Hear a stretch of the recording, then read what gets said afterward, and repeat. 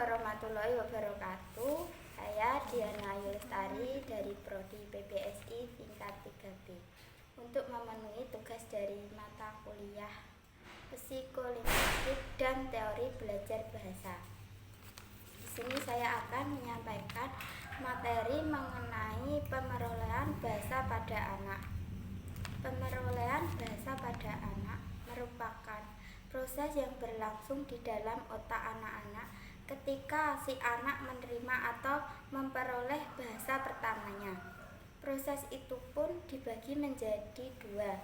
Pertama, proses kompetisi, dan kedua, proses performasi. Kompetisi merupakan proses penguasaan tata bahasa yang berlangsung secara tidak disadari. Sedangkan performasi merupakan proses yang lahir dari penguasaan anak tersebut setelah kompetisi dikuasai. Terdapat berbagai teori atau hipotesis seputar pemerolehan bahasa, di antaranya hipotesis nurani, hipotesis tabula rasa, dan hipotesis kemestaan kognitif. Masing-masing teori ini memiliki ciri yang berbeda satu sama lain. Hipotesis nurani misalnya, teori ini lebih memberikan penekanan bahwa pemerolehan bahasa yang terjadi pada anak-anak disebabkan karena manusia lahir dengan dilengkapi suatu alat yang memungkinkan dapat berbahasa dengan mudah dan cepat. Berbeda dengan teori tabula rasa yang menyatakan bahwa otak bayi pada waktu dilahirkan diibaratkan seperti kertas kosong yang nanti akan ditulis dengan pengalaman-pengalaman. Pemerolehan bahasa pada anak. Proses pemerolehan bahasa berbeda dengan pembelajaran bahasa. Pemerolehan bahasa lebih kepada bahasa pertama atau bahasa ibu, sedangkan pembelajaran bahasa berkaitan dengan proses yang terjadi ketika seorang mempelajari bahasa kedua dan seterusnya. Dengan demikian, jika mengkaji tentang bagaimana seorang anak berproses dalam berbahasa, lebih tepat tentu digunakan istilah pemerolehan.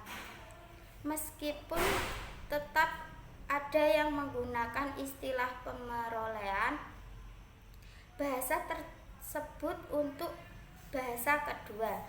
Munculnya bahasa pada anak-anak.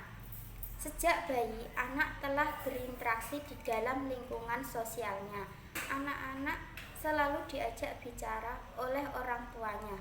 Bayi diperlakukan seolah-olah dapat berbicara dan mengerti apa makna pembicaraan. Di sini sudah terjadi komunikasi dua arah antara si anak dan orang tuanya. Orang tua berusaha menanggapi setiap reaksi bayi dan bertindak seolah-olah reaksi bayi tersebut ada maknanya dan perlu ditanggapi. Melalui bahasa, khususnya bahasa pertama, seorang anak belajar untuk menjadi anggota masyarakat. Dengan demikian, bahasa ibu atau bahasa pertama menjadi salah satu sarana bagi seseorang anak untuk mengungkapkan perasaan, keinginan, pendirian, gagasan, dan harapan. Anak belajar pula bahwa bentuk-bentuk yang tidak dapat diterima anggota masyarakatnya, dan ia tahu bahwa tidak selalu ia dapat mengungkapkan perasaannya.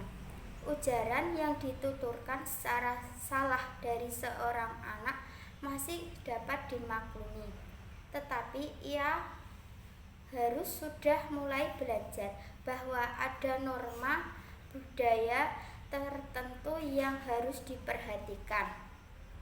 Ada ciri lain yang khas dari seorang anak ketika sudah masuk sekolah dasar, yaitu keinginan yang kuat untuk menyatu dengan anggota masyarakat sekelilingnya, khususnya dengan anak sebayanya.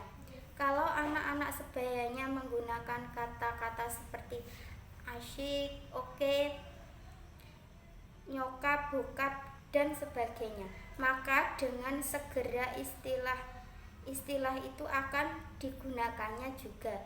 Dari sinilah muncul dan berkembangnya bahasa pada anak. Selanjutnya saya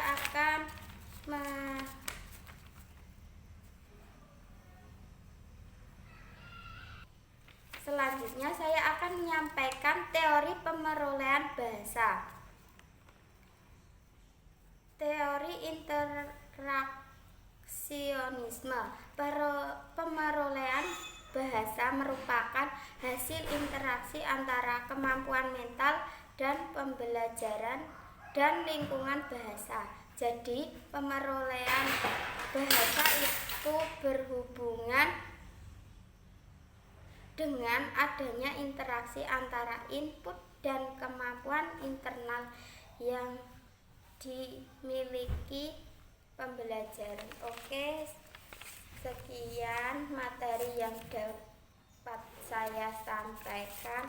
Apabila ada kata-kata yang kurang berkenan, mohon dimaafkan. Sekian dan terima kasih. Wassalamualaikum warahmatullahi wabarakatuh.